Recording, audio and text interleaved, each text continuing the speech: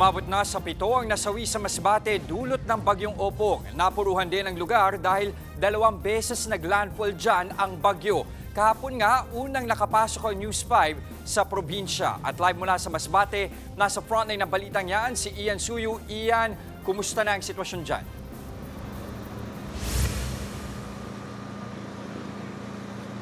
Jess, ngayon nga isinailalim na sa state of calamity ang buong probinsya ng Masbate at kanina nga nagsimula na rin yung pagsasaayos sa mga nasirang kalsada at mga kabahayan dito sa buong probinsya. Kaninang umaga naabutan din natin ang pagdalaw ng mga tauhan ng DSWD pati na rin ng OCD at NDRRMC para i-assess yung kabuuang pinsala pati na rin kung ano pa yung mga pangangailangan ng mga residente dito. Sa aerial shot na ito, kita ang mga bahay na pinadapa at winasak ng bagyong Opong malapit sa coastal area ng Masbate. Nagkalat naman sa kalsada ang mga dahon at sanga ng puno. Meron ding mga posteng tumagilid at natumba. Ganito kalala yung pinsala na iniwan ng bagyong Opong sa Masbate City.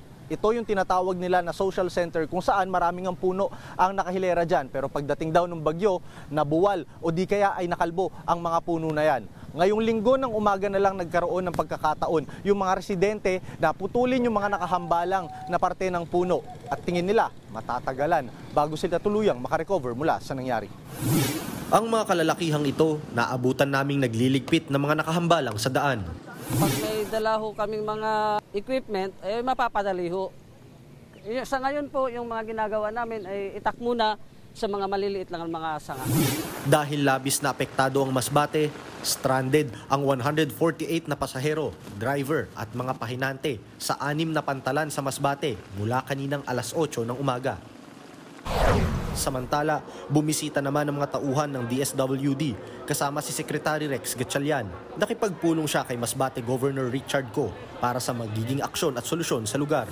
Nagpamigay na rin ng food packs para sa mahigit 15,000 pamilyang apektado. The damage dito sa Masbate is quite staggering. Before pa tumama ang bagyon, meron naman tayong pre-positioned na family food packs dito. Pinag-usapan na rin namin yung next stage, yung financial assistance.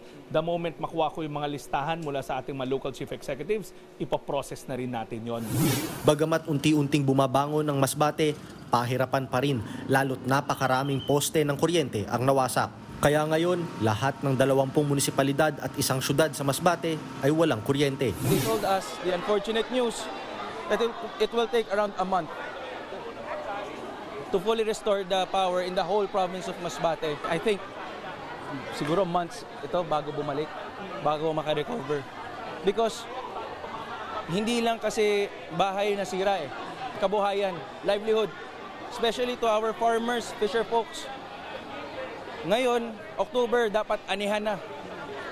Supposedly, ngayon sila kikita na wala pa.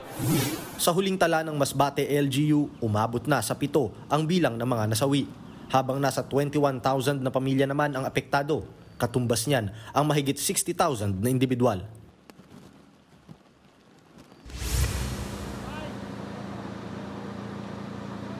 Just kung napapaisip kayo kung ano yung means of communication ng mga residente dito, makikita nyo po sa gilid ko yung mga kapatid nating Masbateño na nakikiconnect sa free wifi na pinrovide po ng PLDT. At karagdagan na rin dyan, abiso rin natin na simula bukas hanggang October 3 ay wala pong pasok sa buong probinsya ng Masbate. Ayon sa LGU, kailangan daw po muna nilang siyasatin at i-check yung kondisyon ng mga paaralan na apektado ng bagyong Opong. Yan muna ang latest mula dito sa Masbate. Jess? Maraming salamat at patuloy kayo mag-ingat dyan, Ian Suyu. Mga kapatid, Jess De Los Santos po, ang inyong kasangga sa paghahatid ng balita para sa may alam at may pakialam. Para sa tuloy-tuloy na makabuluhang balitaan, mag-follow at mag-subscribe na sa social media pages ng News 5.